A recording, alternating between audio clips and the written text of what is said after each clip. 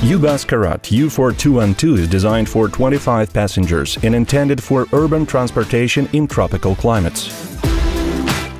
The interior is adapted for passengers with disabilities. There are also multimedia system and Wi-Fi.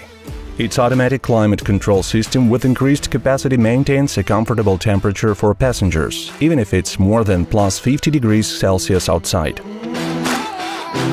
The vehicle is equipped with condensate collection tanks, water from which can be used, for example, for watering plants at the stations.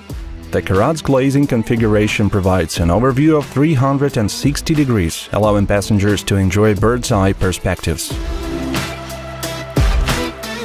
The vehicle is equipped with a two-stage pneumatic suspension. It provides a smooth ride just like business-class cars run, reduces noise load and adjusts the level of the cabin floor for the most comfortable embarkation and disembarkation of passengers. A high level of the thermal and noise insulation is ensured due to special double-glazed windows and multi-layer noise-absorbing coating applied to the inner part of the hull plating. In addition, the uBus is energy self-sufficient and its power consumption is almost 4 times lower than that of the bus with the same passenger capacity.